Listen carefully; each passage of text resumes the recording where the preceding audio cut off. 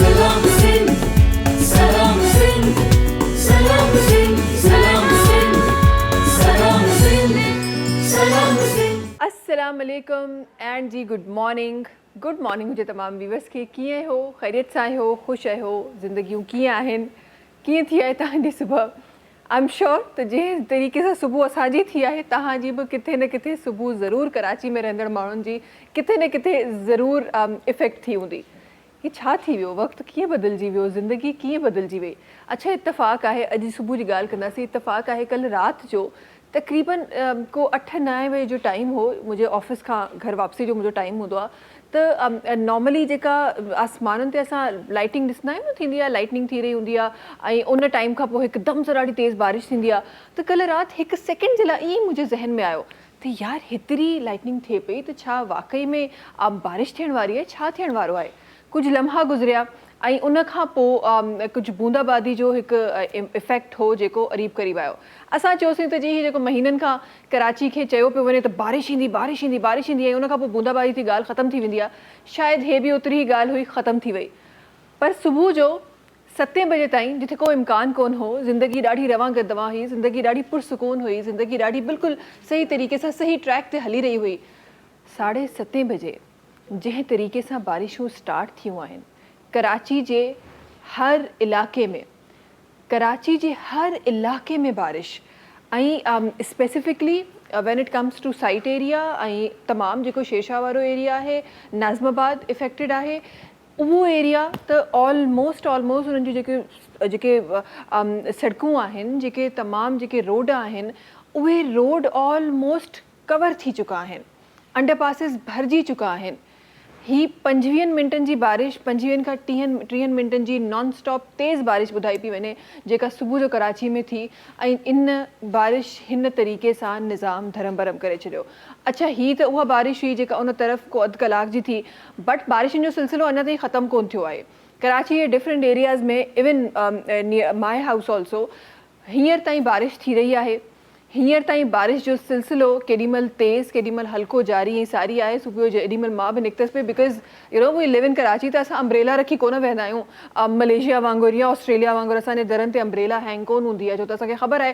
त इन तरीक़े जो मौसम असां कोन ॾिसंदा आहियूं या अगरि ॾिसंदा बि आहियूं त उहो प्रिडिक्टेड मौसम हूंदो आहे असां पहिरीं खां तयारु हूंदा आहियूं सो घर खां ॿाहिरि निकिरण महिल जेॾीमहिल मुंहिंजी गाॾी ऑब्वियसली आउटडोर बीठी हुई ऐं ओॾीमहिल मूंखे गाॾी ताईं पहुचणो त मूंखे सम्झ में न पियो आयो त मां घर जी कहिड़ी कुंड मां उहा अम्ब्रेला ॻोल्हियां जेका मूंखे गाॾी ताईं पहुचाए इहो हिकु चैलेंजिंग हिकु पॉइंट हो मुंहिंजे लाइ सो जी कंदे उतां बि असां निकितासीं ऐं उन खां पोइ जेके हालात असांखे रोडनि ते नज़र आया जेके माण्हू 7:15 7:30 बजे पंहिंजे ऑफिस जे लाइ निकितल हुआ उहे रस्तनि ते फाथल हुआ बिकॉज़ ट्रैफिक एॾी घणी हुई हिकदमि सां बरसाति थी ही तमामु सिचुएशन ऐं उन जो ज़हरा इन रिज़ल्ट तमामु माण्हू ताख़ीर सां पंहिंजे कमनि ते पहुता कुझु न पहुची सघिया ऐं पर ज़िंदगी चवंदा आहिनि त the life must go on ज़िंदगी जेका आहे उहा हली रही आहे ऐं ज़िंदगी खे हलणो आहे तव्हांजी असांजी मुलाक़ात अॼु काफ़ी देरी सां थी रही आहे इहा बि हिकु हक़ीक़त आहे बट मां इन तमामु सिचुएशन में हिकु ॻाल्हि सोचे रही हुअमि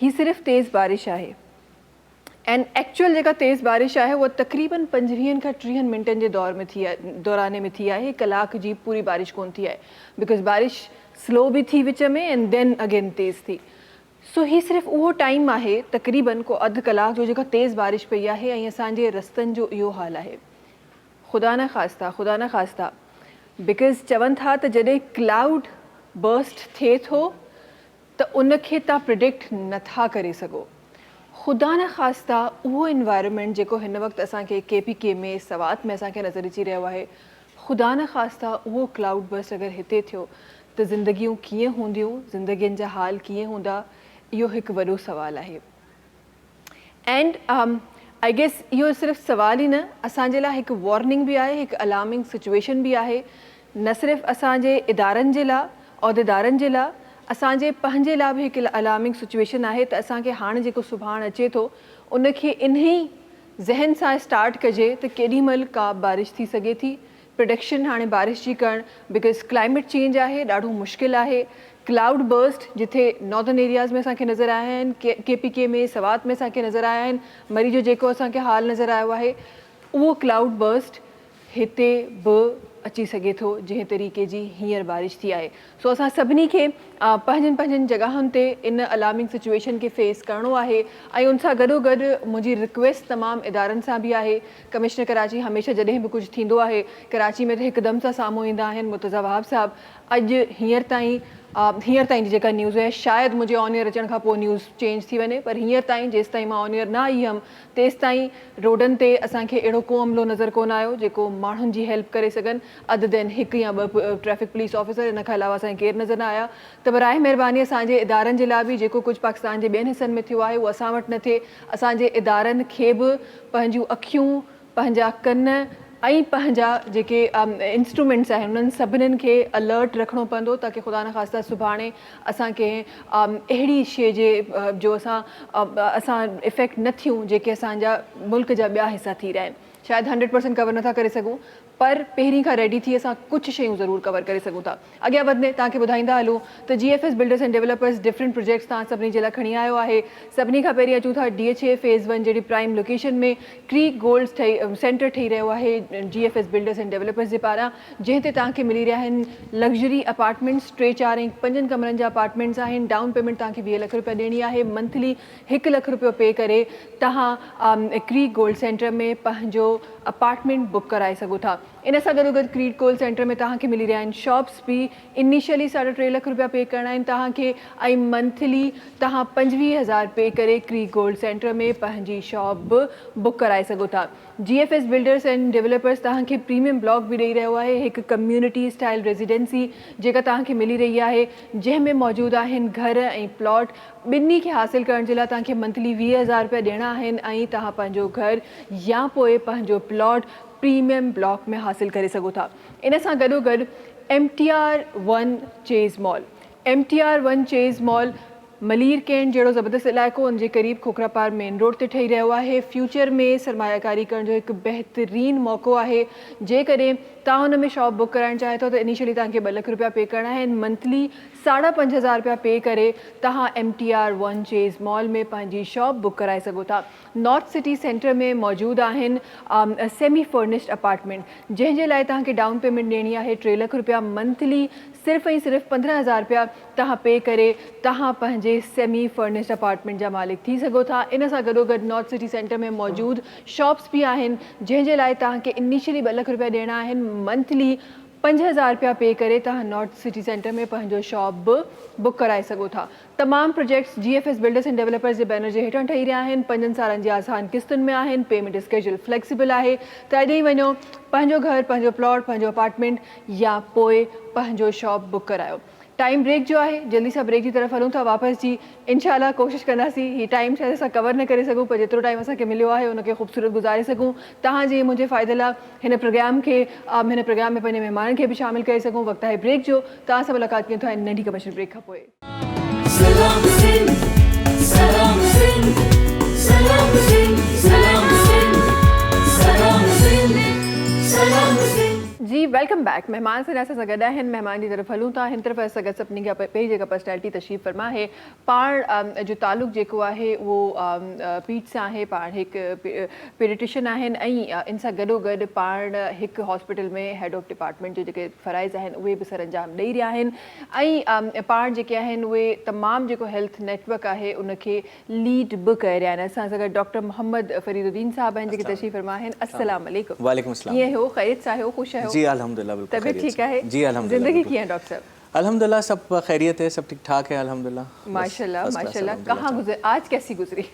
आज की तो शुरू कैसे हुई जिंदगी ये बस आज सुबह होते ही फ़ौरन पता चला कि बारिश हो रही है तो बहरहाल फिर फ़ौरन मैं भी यही जिक्र कर रहा था कि गूगल मैप पे बस फिर ये चीज़ सोचा कि कहाँ से निकला जाए और कौन सा रास्ता ज़्यादा सही है और कहाँ पर पानी कम खड़ा हुआ है। तो बहरहाल बस फिर अल्हम्दुलिल्लाह पहुंच गए। माशाल्लाह। वैसे अल्लाह का शुक्र है कि पाकिस्तान में ऐसा कोई इंसिडेंट नहीं हुआ, लेकिन वो बराबर वाली कंट्री से एक इंसिडेंट हमें नजर आया था गूगल मैप में। जो अनकम्प्लीट जो ब्रिज था वहाँ से गाड़ी खुदा ना खास्ता गिर गई थी। तो 100% उस पर भी रिलाई नहीं करना चाहिए जो लोग करते। मैं भी वैसे मैप से ही फॉलो करती हूँ, मुझे भी रास्ते याद नहीं होते, लेकिन कुछ अपनी जो जजमेंट है ना उसको भी साथ रखना चाहिए।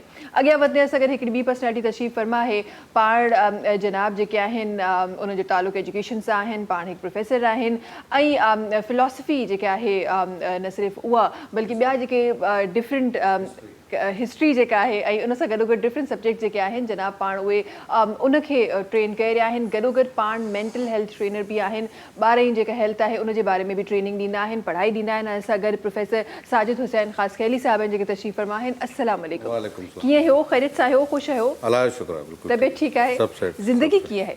जिंदगी सही थी गुजरे, no सही थी complaint, गुजरे। yes। अॼु कहिड़ी इकोनॉमिकल तव्हां कैलकुलेशन करे हिते पहुतो? अॼु बस केतिरो नुक़सान थी सघे थो, केतिरो नथो थी सघे? इकोनॉमी टीचर खे सही सां चवंदा बिल्कुल सही था चओ। बारिश जेका आहे कराची में को न्यू फिनोमेना त न आहे। असां अॻु में बि कई दफ़ा फाथा आहियूं बारिशुनि में, सो हाणे ख़बर आहे त कीअं निकिरजे। कीअं निकिरजे? ज़िंदगी त हलंदी रहंदी, रुकजे त कान थी, बारिश थिए या छा बि थिए। बट अनएक्सपेक्टेडली Yes, मतिलबु पूरो सीज़न जेको आहे असांखे ॿुधायो वियो पियो त भई कराची में बारिश नाहे थियणी, को असांखे असरात नज़र नथा अचनि, थी बि त थोरी घणी थींदी, घणी कोन थींदी, पर हिकदमि सां जेको सुबुह थियो आहे न त अलाह ख़ैर करे। मां त सिर्फ़ु इहो सोचे रही हुयमि त उहे माण्हू जेके मुल्क जे ॿियनि हिसनि में आहिनि या अचानक सां क्लाउड बर्स्ट थियनि था, अचानक सां अहिड़ा हादसात थियनि था, मतिलबु तव्हांखे हर शइ जे लाइ क्लाउड बर्स्ट थिए त वॾो मसइलो थींदो, वॾो मसइलो थींदो। बिल्कुलु हेतिरो बारिश, मां त हींअर न्यूज़ ते जॾहिं मां रोड ॾिठा पे साइट ऐं उनजे तरफ़ जेके बारिशूं थियूं आहिनि, बिकॉज़ त नॉन स्टॉप बारिशूं थियूं आहिनि, उहे इलाइक़ा आहिनि जंहिंमें ज़ाहिर सफ़ाई जो इंतज़ाम सही न हूंदो आहे, नकासियाबीअ जो जेको इंतज़ाम आहे उहो सही न हूंदो आहे, उहे त कंप्लीटली उन जेके रोड्स आहिनि उहे ॿुॾी चुका आहिनि पाणी। सो उन्हनि जे लाइ ज़िंदगी वधीक मुश्किल आहे। अच्छा ये डॉक्टर साहब, आपसे बात करते ज़रा ज़िंदगी आसान करने की भी बातें कर लेते हैं। मुश्किल तो वैसे ही आज के दिन पे ज़रा लगी रही है, लेकिन ज़रा ज़िंदगी को आसान करने की बात करते हैं। मुझे ये बताएं, जब हम बच्चों की बात करते हैं, हम इन्फेंट्स की बात करते हैं, मुझे बताएं कि आजकल जो चल रही हैं वो कितने मसाइल हैं जो सामने आ रहे हैं? सबसे पहले तो बहुत बहुत शुक्रिया, आपने मुझे यहाँ पर इधर मदऊ किया। देखिए दो तीन चीज़ें हैं जो शायद हमारे लिए एक बहुत ज़्यादा सोचने वाली बात है कि जब हम दुनिया को जब हम देखते हैं और जब हमें पता चलता है कि दुनिया में एक पता नहीं कहाँ से कहाँ काम हो रहा है और कितना लोग आगे बढ़ गए हैं, और ऐसी ऐसी चीज़ों की एक बीमारियों के इलाज मौजूद हो गए हैं जिसके बारे में शायद हम उससे वजह सोचते थे कि ये तो शायद लाइलाज है, ये तो कभी भी ठीक नहीं हो सकता। लेकिन अनफॉर्चुनेटली हम अभी तक के हम सिर्फ और सिर्फ इसी बात पर अटके हुए हैं कि हमारे बच्चों की वैक्सीनेशन कंप्लीट नहीं हो रही है। हमारे बच्चों में अभी तक के वही पुराने तमाम बीमारियां चलती हुई आ रही हैं, और अस्पताल हमारे नमोनिया, टाइफाइड, डायरिया, इन चीज़ों से भरे पड़े हुए हैं। ऐसे ही। और अगर आप ये देखें तो जहाँ दुनिया भर में जहाँ पर ये कहिए कि पोलियो ख़त्म हो चुका है, अभी भी पाकिस्तान के अंदर पोलियो के केसेस मौजूद हैं, और अभी भी ये के केसेस आ रहे हैं पोलियो के। रिसेंट में मेरे ख्याल 200-250 के करीब केसेस आए थे हमारे पास। हाँ, अभी बहरहाल अब सारी बात ये है कि अब ये देखिए कि ये दुनिया भर के अंदर हमारी जग हसाई हो रही है कि लोग जो है वो यानी अभी अगर आप किसी भी जगह पर, अभी मैंने एक जगह के लिए वीज़ा अप्लाई किया तो मैंने सब पूरे डॉक्यूमेंट्स भिजवाए, तकरीबन कोई 40-42 के करीब डॉक्यूमेंट्स भिजवाए। बहरहाल उसके बाद में वहाँ से आ गया कि जी कि ठीक है, लेकिन आपने पोलियो का सर्टिफिकेट नहीं जमा कराया, तो इस वजह से अभी हमने आपका वीज़ा रोका हुआ है। वो अगर आप वो सबमिट कर देंगे तो हम दे, और जैसे ही मैंने उनको पोलियो का सर्टिफिकेट सबमिट किया, उन्होंने फ़ौरन वीज़ा दे दिया। और उस पर उन्होंने बड़ा क्लियरली मेंशन किया कि जी कि चूँकि आपका मुल्क जो है वो ये पोलियो के एंडेमिक एरिया के अंदर है, तो हम आपको नहीं दे सकते। तो खैर मतलब ये सोचें कि यानी कितनी एक बड़ी बात है। प्लस इसके अलावा वैक्सीनेशन के फेलियर्स की वजह से अभी तक के इतने बच्चों को वही बीमारियाँ चलती भी आ रही हैं। मतलब अगर मैं समझता हूँ कि अगर किसी को अगर अपनी ये क्लिनिक करनी है तो वो गिनती के कोई 10-12 बीमारियों को अच्छी तरह से पढ़ ले तो उसकी क्लिनिक आराम से हो जाएगी। ऐसा ही है, बिल्कुल ये चल रहा है। अच्छा, इसके साथ साथ रिसेंटली डॉक्टर साहब मैंने सुना था कि आई गेस लाहौर में ही कहीं पर वो वैक्सीन हमारे पास हमें आ गई है, हमारे पास है वैक्सीन जो ब्रेस्ट कैंसर की वैक्सीन है, तो उस हवाले से भी हमें बता दी वो क्या बचपन में लगने वाली है हमें, या एक सर्टेन एज के बाद हर फीमेल को लगेगी, उसका क्या है? नहीं, एक्चुअली असल में वो एक सर्वाइकल कैंसर की एक वैक्सीन है, HPV कहलाता है, वो एक ह्यूमन पैपिलोमा वायरस की वैक्सीन है, और वो बुनियादी तौर पर वो ये कि जो लड़कियों को लग रही होती है, और वो लड़कियां जिनकी उम्र 6-7 साल से उम्र के बड़ी होती है, तो उनको लगा देते हैं वैक्सीन। ये ज़्यादा बेहतर रहता है कि हम उनको वैक्सीन लगा दें, और उसके बाद में फिर आगे चलकर उनको सर्वाइकल कैंसर से वो बच सकते हैं। तो ये अभी और ये वैक्सीन का अब आप ये सोचें कि ये वैक्सीन आज से कोई कम से कम समझ लें कि कोई 20 साल पहले की वैक्सीन है जो कि दुनिया भर में चल रही थी, जो हमारे पास और जो हमारे पास अब कहीं जाकर ये, हालांकि वो पहले भी मिल रही थी लेकिन बहुत कॉस्टली थी, लेकिन शुक्र है कि अब वो एक वैक्सीन हमारे पास एक बच्चों में इधर एक लगना शुरू हो रही है, और इंशाल्लाह ताला अल्लाह ने चाहा तो ये तमाम दूसरी वैक्सीन के साथ इसका भी बहुत अच्छा फ्लो रहेगा, तो उम्मीद है कि इंशाल्लाह ये भी बेहतरी आ जाएगी इंशाल्लाह। अच्छा, तो जो आई एम सॉरी, आप आपकी फील्ड से ज़ाहिर है आप माहिर होंगे, आप ज़्यादा बता सकते हैं, but cervical cancer is different और ब्रेस्ट कैंसर इज़ डिफरेंट। जी बिल्कुल, ऐसा ही है। तो रिसेंट जो मैंने न्यूज़ पढ़ी थी वो लाहौर की थी, और वो ये था कि ब्रेस्ट कैंसर की जो वैक्सीन है वो हमें मिल चुकी है। ओके, वो बहरहाल इसके बारे में मुझे बहुत ज़्यादा नहीं है इन्फॉर्मेशन, लेकिन अगर ऐसा होगा भी तो हो सकता है कि शायद ये कि एडल्ट्स में शायद लग रही हो, लेकिन बच्चों में चूंकि मुझे पता है कि बच्चों में अभी तक अभी नहीं आई। अच्छा, वैक्सीन का मुझे लगता है कि आपको मेक श्योर करना, डॉक्टर साहब, ये भी इसी बात को आगे बढ़ाते हुए ये मेक श्योर करना कि हमारे बच्चों को तमाम वैक्सीन लग रही है, आपको क्या लगता है किसका काम है? ये माँ बाप का काम है, डॉक्टर्स का काम है, रियासत का काम है, ये किसका काम है? देखिए, वो कहते हैं ना कि वो शेर था कि खुदा ने आज तक उस कौम की हालत नहीं बदली, ना हो जिसको ख्याल आप अपनी हालत के बदलने का। तो सारी बात ये कि देखें, इसके लिए गवर्नमेंट और ये और वो लोकल बॉडीज़, ये सब एक जगह रेगुलेटरी बॉडीज़ है, जाहिर सी बात है इनका काम उतना नहीं है। जो असल काम है वो इंसान के अपने ख़ुद का काम है कि पहले ख़ुद से कोई कितना ज़्यादा कोई अवेयर। मेरे पास कितने पेशेंट्स आते हैं जो कि कहते हैं कि डॉक्टर साहब ये हम आप हमें बताइए ये फ़लाँ वैक्सीन है कि हम लगवाएं। मैं कहता हूँ बिल्कुल लगवाइए। अच्छा ठीक है भाई, अब हम कहाँ से लगवाएं? वो फिर उनको फिर बाकायदा तो मतलब दे आर इंटरेस्टेड देमसेल्व्स, वो खुद आगे आना चाहते हैं और वो लगवाना चाहते हैं। तो ये तो एक वो चीज़ है। और कुछ जगहों पर हमें जब पकड़ के हमें करवाना पड़ता है कि नहीं जी आप ज़रूर करवाइए, ये आपके पास फैल रहा है। पहली जिम्मेदारी तो ये कीजिए कि फैमिली की अपनी खुद की है, उनको अपने बच्चों का ख्याल होना चाहिए। एटलीस्ट कम से कम ये एक वो जिम्मेदारी है जो कि वो ज़रूर पूरी करें। फिर उसके बाद में जो लोकल गवर्नमेंट है उनको ज़रूर करना चाहिए ये कि जो भी फिजिशियंस हैं जो कि जिस डॉक्टर या जिस फिजिशियन को वो दिखा रहे हैं वो उनके पूरे वैक्सीनेशन का रिकॉर्ड ज़रूर रखें। सही, ये तो हमारी हिस्ट्री के अंदर शामिल है कि हम जो है वो यानी जब भी कोई भी पेशेंट आता है तो हम उनसे चंद सवालात के अलावा हम ये ज़रूर पूछते हैं कि क्या इसको ये कि पैदाइशी टीके पूरे लगें कि नहीं लगें, और जिनको नहीं लगे तो मैं फिर उनसे ज़रूर पूछता हूँ कि भाई आपने क्यों नहीं लगवाएं। अगर आपने नहीं लगवाएं तो प्लीज़ अब आप लगवाइए, और अगर आपको लगवाने का प्रॉब्लम है तो हम आपको बता सकते हैं कि कहाँ जाएं और कहाँ जाके लगवा सकते हैं। अच्छा, अॻियां वधंदे छो त ही वैक्सीन तो चलो हिकु इशू आहे असां वटि, ऐं जंहिंमें ज़ाहिर असां 100% कामयाब न आहियूं, तंहिं करे असां अॼु ताईं उन जगह ते असां शामिल आहियूं, उन 0.1% मुल्कनि मां आहियूं जेके हींअर बि पोलियो इफेक्टेड जंहिंमें मिलिया वेंदा आहिनि। सो असां तंहिं करे असां उन्हनि कंट्रीज़ में आहियूं। ख़ासि गली साहब, तव्हां अॻियां वधंदे अच्छा एजुकेशन ते आई एम श्योर खोड़ सारियूं शयूं ज़रूर माण्हू तव्हां खां पुछियूं बि हूंदियूं, तव्हां उनजा जवाब बि ॾींदा हूंदव, बट तव्हांजी फील्ड जेका आहे उहा रिलेट मेंटल हेल्थ सां बि करे थी, ऐं तव्हांजो ज़ाहिर आम माण्हू खां वधीक जेको आहे उहो एक्सपीरियंस आहे स्टूडेंट सां गॾु। असांजी जेका अॼु जी जनरेशन आहे स्पेसिफिकली जेको ही जेन ज़ी जनरेशन आहे जंहिंजे लाइ खोड़ सारा क्वेश्चन मार्क्स आहिनि जेके हर तरह जॻह ते असांखे नज़र अचनि था, तव्हांखे छा थो लॻे छा उन्हनि जी अप्रोच टुवर्ड्स देयर लाइफ उहा एतिरी सीरियस आहे? हर कोई पंहिंजी लाइफ में सीरियस तो हूंदो आहे, पर जेन ज़ी जेका आहे सा पंहिंजो उन्हनि सां प्रॉब्लम्स आहिनि, पर उन्हनि सां प्रॉब्लम जेके आहिनि उहे घर में बि आहिनि ऐं स्कूल में बि आहिनि। सही, ॿिन्ही जाइनि ते जेको आहे सो जहिड़े तरीक़े सां हुनजी स्कूलिंग थी आहे उन में मुस्तक़िल जेको आहे सो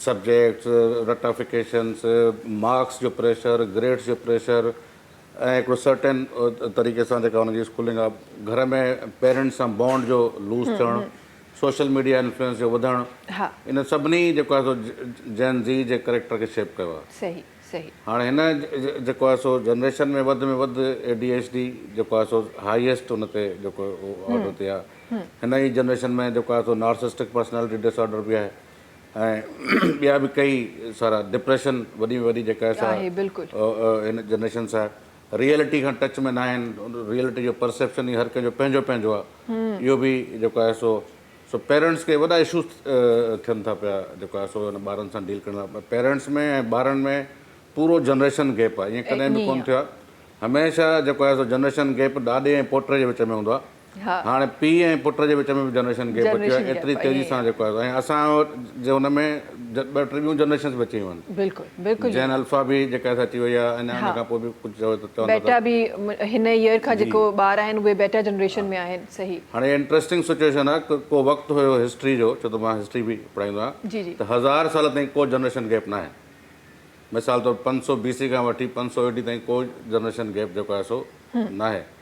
वरी असां ॾिसंदासीं त जेको आहे सो लेट से 1400 सदी खां पोइ जेको आहे सो 3 सदियुनि खां पोइ हिकिड़ो जनरेशन गैप थो अचे। हा इंडस्ट्रियल रेवोल्यूशन खां पोइ जेको आहे 1 सदी में 3 जनरेशन्स थियूं जेके आहिनि से अचनि, ॾाॾो पुटु पीउ ऐं हिन जेका सदी में जेको आहे हिकु ई असां वेठा आहियूं, 4 जनरेशन असां पाण 3 ॾिठियूं आहिनि, मिलेनियल्स, ज़ी, अल्फा, बेटा, 4 जनरेशन असांजे साम्हूं अचनि। हा इहा जेका आहे असां सिचुएशन ॿुधाए थी त सोसाइटी केॾो तेज़ी सां तब्दील थी थिए पई ऐं पेरेंट्स जेको आहे सो उन तब्दीली सां इन करे जेको गैप आहे, मेंटल गैप आहे between the parents and the kids, उहो एक्सट्रीमली हाई आहे। सही। असांजे इहो जेको गैप आहे, इहो जेको फैक्टर जेतिरा तव्हां ॿुधाए रहिया आहियो, इहो असांजी एजुकेशन खे केतिरो मुतासिर थो करे? असांजी एजुकेशन जेका आहे पोएं सिस्टम सां जेका आहे सा एजुकेशन जो जेको मक़सदु आहे उहो इल्मु न आहे। सही। उहो शख़्सियत खे मोल्ड करे इंडस्ट्रियल वर्कर प्रोड्यूस करिणो आहे, हिकिड़ो जॉब ऐं ऑफिस जे हुनखे कैटर करिणो आहे। इन करे नंढे इलाइक़ो वठी जेको सिस्टम आहे तालीम जो, उन में बि उअं ई आहे जेको आहे सो टीचर उते सुपरवाइज़र वांगुरु ओबीडियंसी डिमांड थो करे ऐं हुते ऑफिस में सुपरवाइज़र्स आहिनि, टीम लीडर्स आहिनि, हुते टीचर आहिनि, प्रिंसिपल वाइस प्रिंसिपल्स आहिनि। हा सेम टाइमिंग आहे, सेम टाइमिंग हेठि वटि पनिशमेंट आहे। माना ॿार जी जेका जॉब जी ट्रेनिंग थी हले पई, इन सां इन जो इल्म सां किथे बि को वास्तो न आहे। सही। लिहाज़ा इहे ॿार ऐं उन्हनि जो जेको अच्छा जेको सोसाइटी में वैल्यू आहे, हे ॿार उन वैल्यू खे फॉलो कंदा। हाणे असांजी सोसाइटी में वैल्यू कंहिंखे आहे? असांजी सोसाइटी में वैल्यू ऑनेस्टी खे न आहे, असांजी सोसाइटी में वैल्यू जेको आहे सो ट्रस्ट खे न आहे, असांजी सोसाइटी में वैल्यू एम्पैथी कंपैशन खे न आहे। जी हिते वैल्यू आहे पावर खे ऐं मनी खे। ईअं ई आहे। इहा ई ॻाल्हि दिमाग़ में ॿारनि जे वेठी आहे त success means is equal to power and money. Power and money. हाणे इहा एॾा टॉक्सिक जेके आहिनि से बिल्कुलु इनसेन एलिमेंट्स आहिनि हा जेके अगरि ॿारनि जे ज़हन में वेही रहनि, जेके हाणे सॼी सोसाइटी जे ज़हन में वेठा आहिनि, ईअं ई आहे। ऐं वैल्यूज़ सां ई जेको आहे सो कल्चर ठहंदो। तो जॾहिं इहे वैल्यूज़ हूंदा त पोइ कल्चर ऑफ करप्शन हूंदो, कल्चर ऑफ नेपोटिज़म हूंदो। बिल्कुलु बिल्कुलु बिल्कुलु ईअं ई आहे। ऐं आई गेस उहो असांखे किथे न किथे कंहिं न कंहिं जॻह ते असांखे नज़र बि ईंदो आहे। ठीकु आहे, 100% न आहे, शयूं सुठियूं बि थी रहियूं आहिनि अल्हम्दुलिल्लाह, बट काफ़ियुनि जॻहुनि ते उहे शयूं असांखे मुतासिर थींदे नज़र पई अचनि। नॉट जस्ट एजुकेशन, ॿियनि इदारनि में बि तव्हां ॾिसो त असांखे उहे शयूं नज़र अचनि थियूं। अच्छा, जिथे असां फ्यूचर जी, छो त अॼु मां तव्हां ॿिन्ही जे लफ़्ज़नि में पंहिंजे जेको ॿार जो जेको फ्यूचर आहे, बिकॉज़ ऑगस्ट जो महीनो आहे, असांजी कोशिशि हूंदी आहे त हिन महीने में असां उहे प्रोग्राम कयूं जेके असांजे फ्यूचर लाइ बहितर हुजनि। जंहिं तरीक़े सां 47 खां पहिरीं असांजे वॾनि जेके आहिनि सॼियूं प्लैनिंग्स कयूं जंहिंसां असांजो फ्यूचर ठहियो, त हींअर असांखे पंहिंजो फ्यूचर हींअर ताईं जेको थी चुको आहे उहो त थी रहियो आहे, बट फ्यूचर छा हूंदो इहो हिकु वॾो क्वेश्चन मार्क आहे। छो त असांजूं शयूं मूंखे लॻे थो कंट्रोल खां ॿाहिरि थी थियूं वञनि।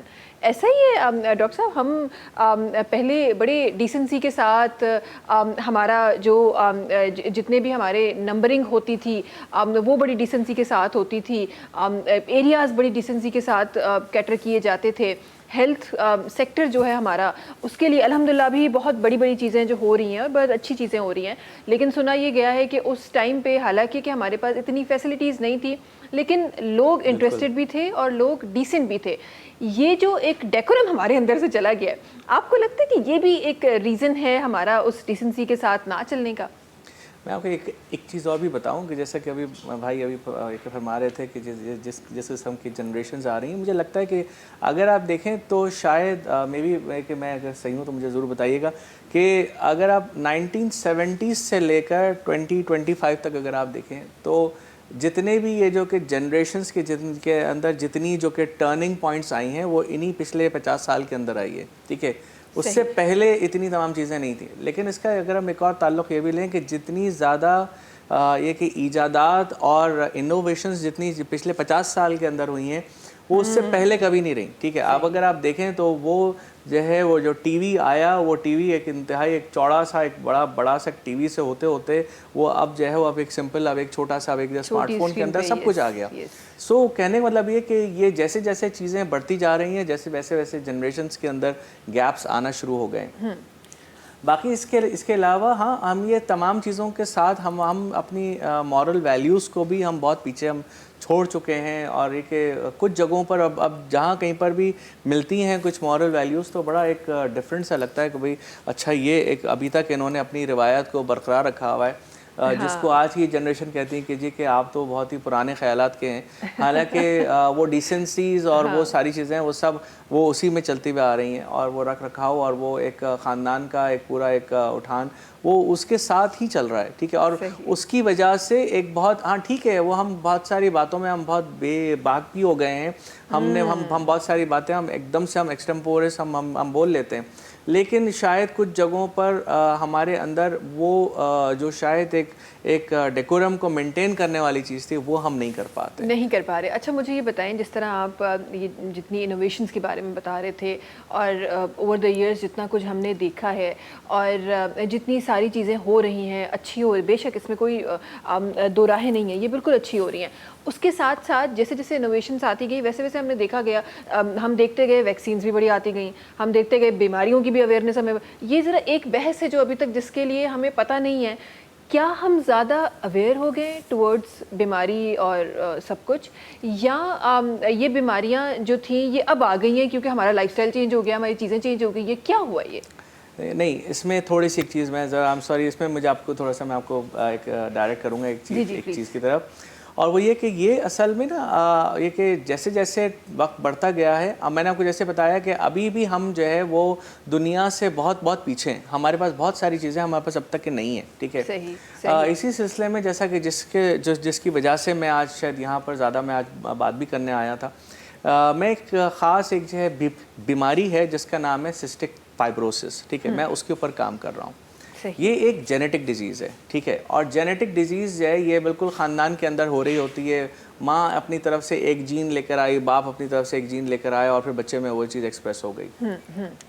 اور اس کا جو بنیادی طور پہ جو اس کا جو پرابلم ہے وہ یہی ہے کہ بچوں میں وہ بہت سیویئر قسم کی وہ کھانسی کے ساتھ رہتے ہیں, ان کو بار بار ان کو نمونیاز ہو رہے ہوتے ہیں, اور اس کے علاوہ ان کو اتنی ڈائریاز ہو رہے ہوتے ہیں کہ وہ بچہ جو ہے وہ ہضم کر ہی نہیں پاتا ہے, کچھ بھی نہیں ہضم کر پاتا. اور سمجھیں کہ 8-8 10-10 سال کے بچے جو ہیں وہ 12 سے 15 کلو سے زیادہ کے نہیں ہوتے. اور الٹیمیٹلی میجورٹی چونکہ یہاں پر بہت زیادہ ہوتا نہیں ہے تو ان کی ایک ڈیتھس ہو جاتی ہیں. ٹھیک ہے, لیکن ابھی ریسنٹلی اچھا اس میں ایک خاص ایک جو ہے دوائی ہے جو کہ باہر کے ملکوں میں 90% باہر کے ملکوں میں یہ استعمال ہوتی ہے, اسی کی اس جینیٹک ڈیزیز کی یہ کہ ٹریٹمنٹ ہے. اور وہ ٹریٹمنٹ جو ہے وہ سمجھ لیجیے ایک طرح سے کوئی یہ کہ دنیا کی مہنگی ترین ٹریٹمنٹ ہے.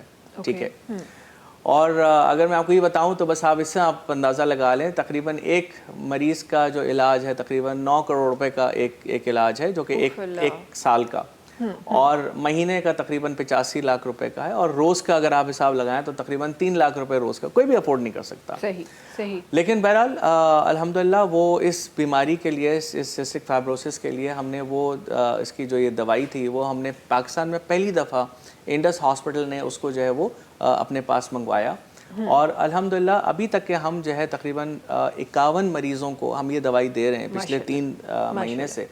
اور یہ تمام بچے جو کہ جن کا میں نے آپ کو ذکر کیا, یہ نہ صرف یہ کیونکہ یہ جو ہے ایک جو جینیٹک ٹریٹمنٹ کا ہے, یہ جین ماڈولیٹر تھراپی کہلاتی ہے, اور اس کی وجہ سے یہ بچے جو ہے یہ نہ صرف ان کا وزن بہتر ہو گیا بلکہ ان کا سینہ صاف ہو گیا, اور یہ اب ایک بچے خود بخود جو بچے جو زندگی بھر جو پچھلے اپنے جنہوں نے 6-8 سال آکسیجن پہ رہے ہیں وہ الحمدللہ اب ان کا ایک آکسیجن کی ضرورت نہیں رہی. تو کہنے کا مقصد یہ کہ یہ تمام وہ چیزیں ہیں جو کہ انوویشنز آ رہی ہیں اور ہوتی ہیں, لیکن یہ سب ہوتا اس وقت ہے کہ جب ہم فالو کریں اور دوسری چیزوں کو جو کہ ابھی دنیا میں کیا کچھ ہو رہا ہے اور ہم اس کو لے سکتے ہیں. ڈیفینیٹلی. اچھا, اس بیماری کے حوالے سے انشاءاللہ کیونکہ ہم نے بھی یہ اویئرنیس اپنے لوگوں تک پہنچانی تو انشاءاللہ مزید اس پہ بات ہوگی, but my question remain same کہ ہم اویئر ہو گئی ہیں یا ہمیں جو ہے یا ہم اویئر ہو گئے یا ہم نے بیماریاں بڑھا دی ہیں.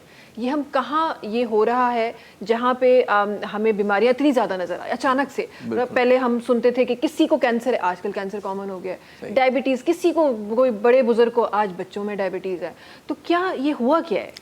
دونوں چیزیں ہیں. ایک تو یہ کہ بیماریاں بڑھ بھی گئی ہیں بیکاز آف بہت ساری ایسی چیزیں ہیں جو کہ ہماری ڈائٹ کے اندر, انوائرمنٹ کے اندر جو کہ فیکٹرز ہیں جو کہ یہ ساری چیزیں لے کر آ رہے ہیں. پلس اس کے علاوہ جیسے جیسے اب یہ کہ تشخیص اب ہونی شروع ہوئی ہے تو پتہ چل جاتا ہے, کیونکہ پہلے ایک ٹائم تھا کہ جب جو کہ سمپل لیبارٹریز تھیں وہ کینسر سیلز کو پک نہیں کرتی تھیں. فار ایگزامپل, ٹھیک ہے, اگر ہم سمپل ایک CBC کرائیں اور اس کے اندر یہ کہ جس کو ہم کہتے ہیں بلاسٹ سیلز, وہ اکثر لیبارٹریاں اس کو مس کر دیتی تھیں. لیکن اب جب سے اویئرنیس سٹارٹ ہوئی ہے تو اب وہ لیبارٹریز نے بھی اب اپنے آپ کو بالکل اب اپ گریڈ کرنا شروع کیا اور وہ بھی بلاسٹ سیلز کو پک کر رہے ہیں. اور یہی حال ہونا شروع ہوا ہے کہ اب میجورٹی لیبارٹریز اب خود سے اب ہمیں پک کر کے بتا رہی ہوتی ہیں کہ ہاں جی, ورنہ ایک خاص ایک جو ہے لیبارٹری تھی ایک ہمارے ملک کی ہے, تو اس کے پاس ہی جا کر وہیں سے آؤ تو پتہ چلتا تھا کہ ہاں جی یہ کہ جی کینسر سیلز پک ہو رہے ہیں. تو ایک تو یہ بھی چیز ہوئی ہے. پھر ہماری جیسا کہ میں نے پہلے ذکر کیا کہ ہماری انوائرمنٹ کے اندر اب ہمارے لائف سٹائل کے اندر اب اتنی چیزیں آ گئی ہیں, اتنے ہم آرٹیفیشل فوڈ کلرز استعمال کر رہے ہیں, ہم پریزرویٹیوز استعمال کر رہے ہیں, ہم نیچرل چیزوں سے ہم دور ہوتے جا رہے ہیں. ٹھیک ہے, دنیا بھر جو ہے وہ پہلے وہ لوگ آرٹیفیشل ملک کی بات کرتے تھے, لیکن اب وہ یہ کہ مدرز ملک پہ آ گئے. ٹھیک ہے, اور ہم جو ہیں وہ اب ہم مدرز ملک سے اب ہم دوبارہ یہ کہ اب ہم ادھر آرٹیفیشل ملک کی طرف جا رہے ہیں. تو مطلب یہ تمام چیزیں ایسی ہوتی جا رہی ہیں جس کی بنا پر میں یہ کہہ سکتا ہوں کہ اویئرنیس تو ہو ہی رہی ہے, لیکن ہمارے اپنے بھی کچھ حالات ایسے ہیں, ہمارے اپنے بھی کچھ یہ کہ کرتوت ایسے ہو گئے کہ ہم خود اپنے آپ کو ہم اس کرونک بیماریوں کی طرف اور اتنی بڑی بڑی بیماریوں کی طرف دھکیل. ہاں بالکل بالکل, دونوں چیزیں یہ ساتھ ہی हिकिड़ी मां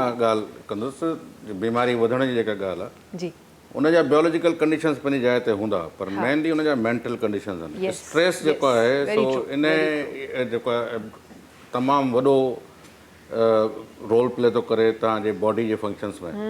तव्हांजे मुख़्तलिफ़ संदनि में पेन आहे, तव्हांजो ख़तमु ई कोन थो थिए, तव्हांजो स्टमक डिस्टर्ब आहे, तव्हांजो ख़तमु ई कोन थो थिए, डॉक्टरनि खां दवाऊं वठी थकिया हो, माण्हू उन खां पोइ चवंदा आहिनि मुंहिंजे मथां तावीज़ थिया आहिनि.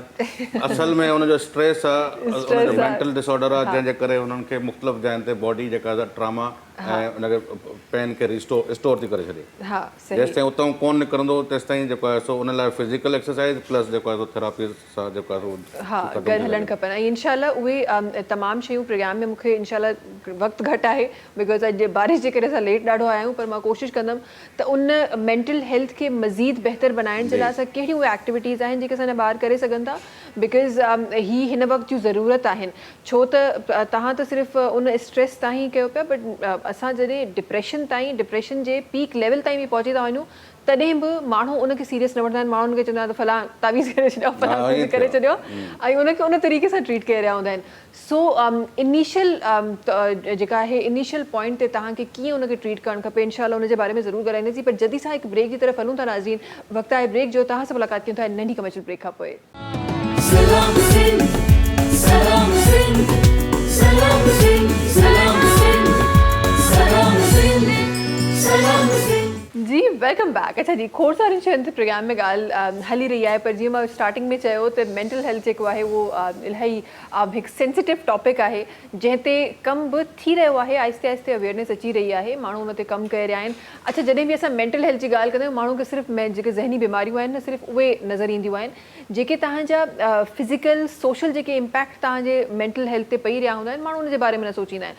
हीअ मूंखे लॻे थो अञा बि असां कमु त उन ते करे रहिया आहियूं, पर अञा बि निगलेक्टेड हिकु सेक्टर आहे जंहिं ते असांखे मज़ीद कमु करणु खपे. ऐं न सिर्फ़ु उहे ॿार जेके हींअर जेनज़ीज़ आहिनि, आई गेस हर जनरेशन जे लाइ इलाही ज़रूरी आहे.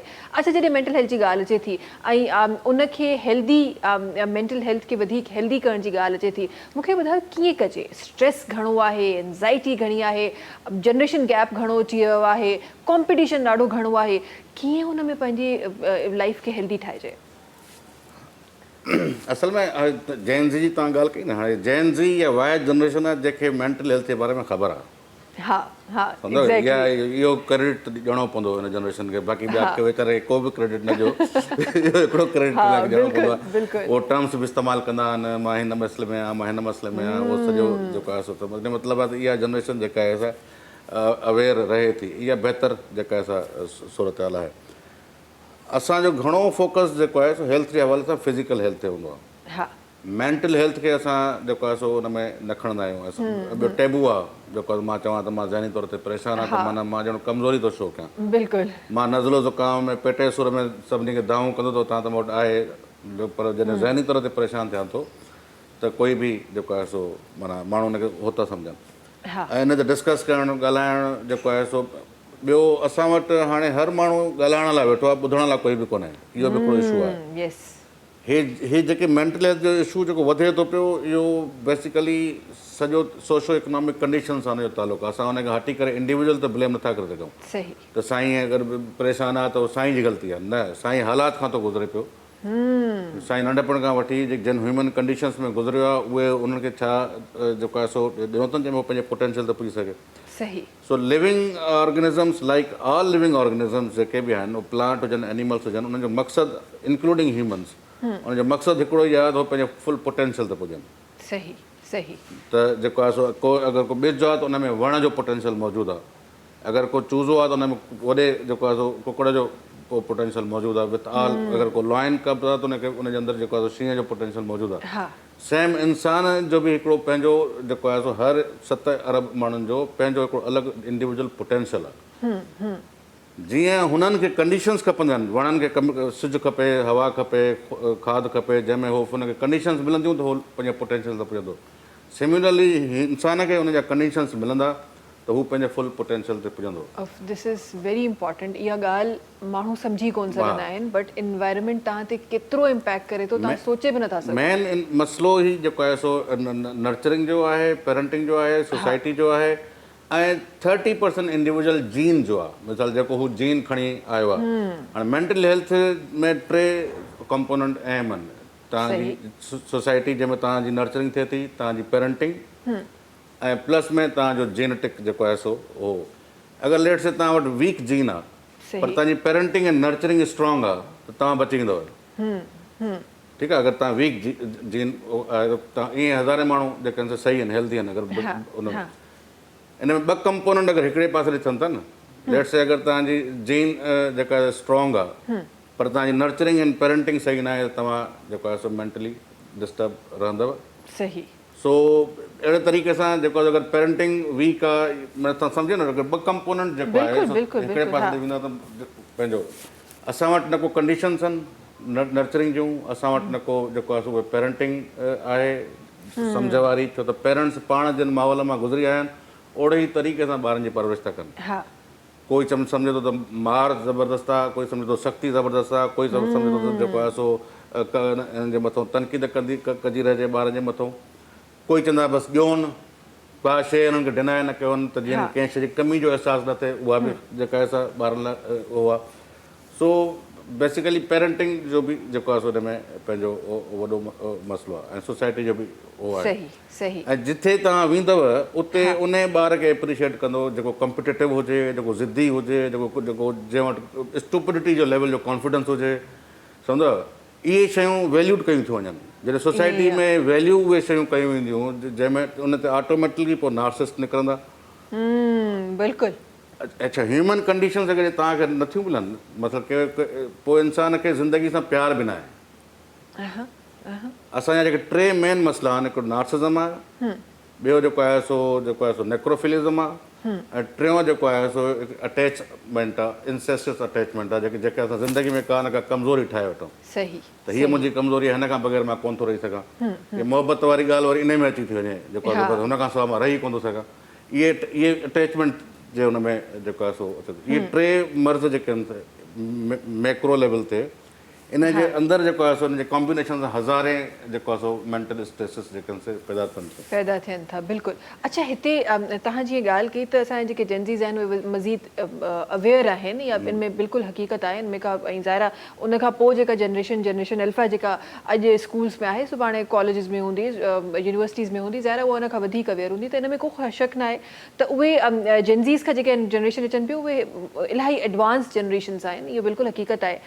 पर उन सां गॾोगॾु हिकिड़ी ॿी, जीअं तव्हां चयो न त उन्हनि खे ख़बर आहे त असां सां छा थी रहियो आहे, असांजो स्ट्रेस जो कहिड़ो लेवल आहे, ही सिम्टम्स आहिनि त छा आहे, उन ई जगह ते छा तव्हांखे लॻे थो ही टुवर्ड्स हेल्थ, डॉक्टर साहब ये बड़ा एक ख़तरनाक क्वेश्चन मार्क है, क्योंकि हमने बड़े केसेस, और मज़े की बात है कि सक्सेसफुल केसेस थे उनमें से कुछ जिन्होंने बड़ी बड़ी बीमारियों को बीट किया, कैंसर टाइप बीमारियों को भी बीट किया रिसर्च करके।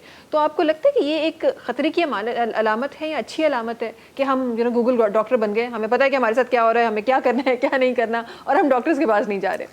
देखिए वही वाली बात है कि जितना ज़्यादा आप देखिए एतदाल में अगर आप रहेंगे तो आप सही रहेंगे, लेकिन जहाँ पर कोई किसी और की डोमेन के अंदर अगर आप उसको स्टेप इन करेंगे तो एक ख़ास हद तक तो आप शायद कर सकते हैं, लेकिन इससे ज़्यादा नहीं। ठीक है, अक्सर औक़ात पेशेंट्स आते हैं वो कहते हैं कि जी अब उनको बता दिया नहीं, लेकिन फ़लाँ ये इसके और डिटेल के अंदर, भाई देखिए मसला नहीं है, हम आपसे बात करना चाहेंगे आप ज़रूर कर लें, लेकिन फिर हम जब वो वाली तमाम आपको बातें समझाएंगे वो फिर आपके समझ में नहीं आएगा, तो it's not that necessary, number one. Number second बात ये कि थोड़ी बहुत तो इम्पोर्टेंस होनी चाहिए, इंफॉर्मेशन होनी चाहिए। ठीक है, ऐसा भी नहीं हो कि बिल्कुल ही यानी आपको पता ही ना हो कि क्या कि दुनिया में क्या चल रहा है, और अगर आप उसके बारे में मालूमात रखते हैं तो आप उसको ज़रूर रखें, लेकिन उसको अपने ऊपर इम्प्लीमेंट खुद से मत करें जब तक कि आपको बाकी इस बारे में, मतलब हमारे यहाँ तो मसला ये है कि किसी भी किस्म की कोई भी मेडिसिन आप किसी भी फार्मेसी में जाकर आप ले सकते हैं। ठीक है, बाहर के मुल्कों में आप एंटीबायोटिक को आप कुछ भी कर लें, आप दे ही नहीं सकते, फार्मेसी वाला देगा ही नहीं आपको। ठीक है, हमारे यहाँ तो कुछ भी ले सकते हैं। तो लोग क्या चीज़ करते हैं कि जी वो हमने चैट जीपीटी से पूछा था, AI से पूछ लिया, तो उसने कहा कि जी इसके अंदर यही एंटीबायोटिक काम करती है, तो हमने तो फौरन स्टार्ट कर दिया। हमने कर दिया जी, अब ये कि हमने 5 दिन ले लिया, उसके बाद उसने कहा इससे नहीं हो रहा तो वो कर लो, वो भी करके देख लिया, अभी तक ठीक नहीं हो, अब बताएं आप क्या करना है। मैंने कहा बक्या चीज़ें, फिर आप उसी से पूछ लें क्या करना है, क्योंकि वो जो आप ठीक करने की कोशिश कर रहे हैं तो उससे मजीद बिगाड़ आ चुके हैं, बिगाड़ हो सकता है। तो बात यह है कि हाँ ठीक है, आपको एक इन्फॉर्मेशन ज़रूर होनी चाहिए, लेकिन एक ख़ास हद तक के इतने अरसे तक कोई अगर बनकर कोई अगर डॉक्टर बना है, कोई भी अगर कुछ अगर हो तो ऐसा ही नहीं हुआ है, उसको एक टाइम लगा है इन तमाम चीज़ों पे, एक्सपीरियंस भी एक काउंट करता है। सो इन्फॉर्मेशन होना बहुत अच्छी बात है, ज़रूर होनी चाहिए, लेकिन उसको एक ख़ास लिमिट तक रखें, उसकी हद को पार ना करें। अच्छा, मैं आना चाहती हूँ आपकी उस रिसर्च पे, उस वर्क पे जो इस वक्त हो रहा है। मुझे बताएंगे, जिस तरह आपने कहा कि वो ज़ाहिर है वो जीन्स में ट्रैवल कर रही है, तो इसको कैसे बचाया जाए ताकि वो ना ट्रैवल कर सके, वो जो भी बैक्टीरिया है, जर्म है, वो ना ट्रैवल कर सके? देखिए एक चीज़ तो है जिसको आजकल दुनिया के अंदर ट्रीटमेंट चल रहा है, जिस पर आजकल रिसर्च हो रही है, that is the jean therapy. ठीक है, यानी जीन के अंदर जाकर उसको आप ठीक कर दें। ठीक है, यानी वहाँ पे ठीक कर दें, और उसके बाद में अगली आने वाली जो भी यानी नस्लें हैं उनके अंदर वो फिर जीन आगे जाए ही नहीं। ठीक है, सही। लेकिन जाहिर सी बात है कि इसके ऊपर एक काम हो रहा है और अभी बहुत टाइम लगेगा। हाँ, जीन मॉड्यूलेटर ज़रूर होता है कि आप उस जीन के थोड़ा सा अंदर जाकर उसको आप सही कर दें। फॉर एग्जांपल, अगर जैसा कि किसी को अगर शुगर का मसला है, डायबिटीज़ है, और उसको आप इंसुलिन दे रहे हैं, तो इंसुलिन कर क्या रहा है कि वो जाकर जो है वो आपको आपकी बॉडी के अंदर जो चीज़ नहीं बन रही वो आपको दे रहा है, तो आपकी ज़िंदगी आपकी सही चलती है। लेकिन खैर अगर हम और पीछे की तरफ जाएं कि ऐसा आगे ना बढ़े, तो देखें हमारे यहाँ जो एक सबसे बड़ा एक चीज़ आती है वो ये है कि फैमिली के अंदर शादियाँ। ठीक है, हमारे यहाँ एक बहुत एक कम्युनिटीज़ हैं, कास्ट हैं, और कुछ ऐसे एक ग्रुप्स हैं जो कि अपने ख़ानदान के अंदर से बाहर शादी नहीं कर सकते। ठीक है, और फिर होता क्या है कि वही बीमारी, वो जिसको कहते हैं ना कि ये ख़ानदानी बीमारी, वो फिर मुस्तकिल चलती हुई आ रही होती है और वो चले जा रही होती है। प्रॉब्लम सारा यही आ रहा है कि हमारे यहाँ ये कि इस पर रोकथाम नहीं है। थैलेसीमिया जैसे कि अगर आप ले लें, थैलेसीमिया मेरे पास एक फैमिली आती है जो कि उनके पिछले समझें कि उनके 4 बच्चों को थैलेसीमिया है। उससे पहले उनके एक मामू के बच्चे को, खाला के बच्चे को, चाचा के बच्चे को भी सबको थैलेसीमिया। भाई जब आपको पता है कि इतने बड़ों से चलती हुई आ रही तो आपको मालूम है कि इसको आगे नहीं फैलना है, तो आप खानदान से बाहर शादी करें, ठीक है। लेकिन वो जाहिर सी बात है कि वो फिर एक प्रॉब्लम्स आ जाते हैं, कल्चर नॉर्म्स है हमारे पास। तो एक तो ये कि सबसे बुनियादी चीज़ ये है कि खानदान में शादी ना, और अगर आपको खानदान में शादी करना इतना ही है तो प्लीज़ उनकी जो है वो जेनेटिक टेस्टिंग ज़रूर करा लें पहले, कि कहीं कोई और बीमारी तो ऐसी नहीं है जो कि चलती हुई आ रही है। सही, तो ये जिस तरह आप कह रहे हैं कि अगर आप अर्ली उसमें आप टेस्ट करा लें तो ये डायग्नोस हो सकती है। बिल्कुल हो सकता है। जिस तरह थैलेसीमिया आपको पता होता है कि माइनर कर सकते हैं, मेजर नहीं कर सकते। बिल्कुल बिल्कुल ये भी डिटेक्ट हो तो सकता है। ये भी आप डिटेक्ट कर सकते हैं कि अगर किसी का है, किसी का अगर ये कि अगर जिसको हम होल जीनोम सीक्वेंसिंग कहते हैं, वो आप उनकी पूरी जेनेटिक टेस्टिंग करवा सकते हैं, नंबर 1। नंबर 2 बात ये है कि दूसरा ये कि जिस वक्त माँ को प्रेगनेंसी होती है और उस वक्त ये कि उनकी भी एक जो टेस्टिंग हो सकती है, जिसको हम कोरियोनिक विलिस एक जो सैम्पलिंग कहते हैं, CVS की टेस्टिंग, और वो जो है वो यानी 8 से 12वां हफ्ते के अंदर वो उसका ये कि टेस्ट करवाया जा सकता है। जब वो आप टेस्ट करा लेते हैं 12वें हफ्ते में, तो उसके अंदर भी पता चल सकता है कि जी के आने वाले बच्चे के अंदर ये प्रॉब्लम आ रहा है कि नहीं आ रहा है। तो जहाँ तक जितना आप उसको डिटेक्ट कर सकते हैं, आप उसके रोकथाम कर सकते हैं, वो तो एटलीस्ट ज़रूर किया जाए। सही, और ये जो प्री बॉर्न बेबीज़ हैं, हम उनमें भी इसका इलाज कर सकते हैं? बिल्कुल कर सकते हैं, मतलब हो रहा है इलाज। और ये लेकिन मसला ये कि बच्चे एक दफ़ा पैदा हो जाते हैं तो फिर वो वाली जीन्स लेकर आ रहे हैं। अब डेफिनेटली उनमें फिर आपको ये कि उनकी फिर बहुत एक्सटेंसिव ट्रीटमेंट और जो भी रोकथाम है वो फिर आप शुरू से फिर आप करना शुरू। सही है, तो बेहतर यही है कि आप अर्ली स्टेजेस पे उसको या तो डायग्नोस कर दें। और जिस तरह आप कह रहे हैं फैमिली मैरिजेस, अब तो दुनिया में ही इसकी अवेयरनेस है, हमारे पास भी है, लेकिन हम वो कौम है जो हमें पता होता है लेकिन हमें फिर भी वही करना होता है। हमें पता होता है कि लेट नाइट नहीं खाना, लेकिन हमने लेट नाइट ही खाना होता है।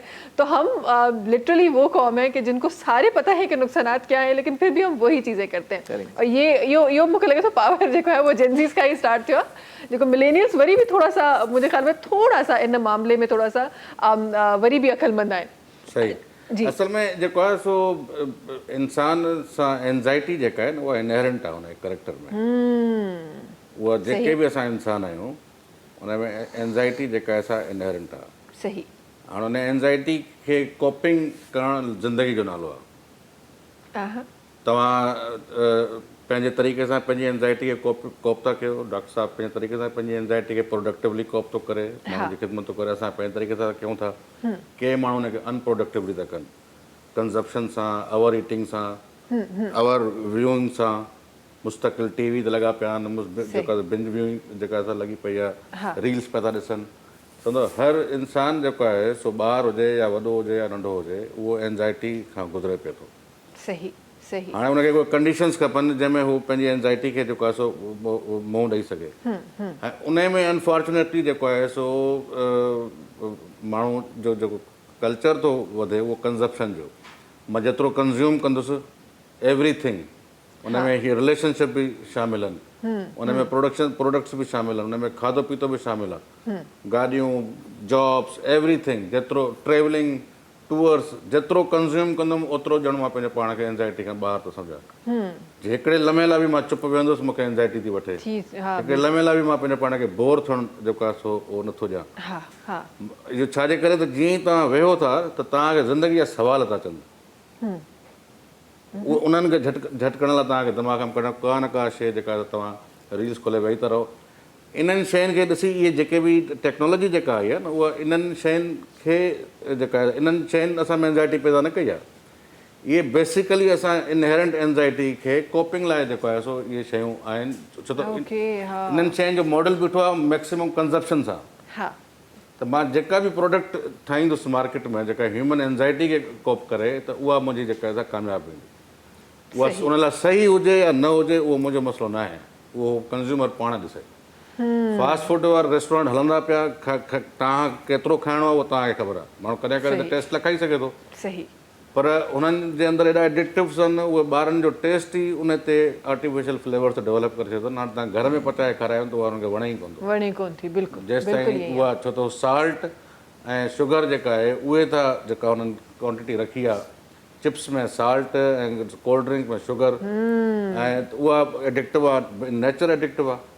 उहा ॿारनि खे जेको आहे सो नॉर्मल खाधा जेके आहिनि हेल्दी खाधा खाइनि कोन था खाइनि ई कोन था बिल्कुलु ईअं ई आहे तॾहिं ई तव्हां केतिरो बि घर में उहो ई उन ई तरीक़े जी रेसिपी बि ठाहे वठो तॾहिं बि ॿारनि खे उहा अट्रैक्ट कोन कंदी आहे उन्हनि खे ॿारनि खे जेका ॿाहिरि जी रेसिपी आहे उहा ई अट्रैक्ट कंदी आहे अच्छा जिते इन्हनि तमामु शयुनि जी ॻाल्हि थिए पई तव्हां as an teacher as an trainer as an instructor तव्हां जॾहिं उन्हनि ॿारनि खे ॾिसो था तव्हांखे छा थो लॻे केतिरो चैलेंजिंग आहे हिनखे उन्हनि ॿारनि खे हिन वक़्तु कुझु टीच करणु कुझु ट्रेन करणु केतिरो वधीक चैलेंजिंग आहे बनिस्बत चैलेंजिंग न आहे ॿारनि लाइ त आसान आहे आसान ॿारनि खे तव्हां इंस्ट्रक्टर लाइ मां तव्हांखे ॿुधायां थो जी त ॿारनि खे यूनिवर्सिटी ताईं जे ॿारनि खे जेको आहे सो ॿुधाइणु त उनखे उहो सम्झी था वञनि सही पर जेके हाणे उन मां जेके हलिया विया आहिनि जेके पका थी विया आहिनि मेच्योर थी विया आहिनि उन्हनि खे सम्झाइणु ॾुखियो आहे त हुनजी लाइफ उन ते हली आई आहे हिननि जी लाइफ अञा शुरू थियण वारी आहे सही तव्हां सम्झो था त हिननि खे अञा लाइफ जी डायरेक्शन वठणी आहे हिन वटि चॉइसिस आहिनि डिसीजन्स आहिनि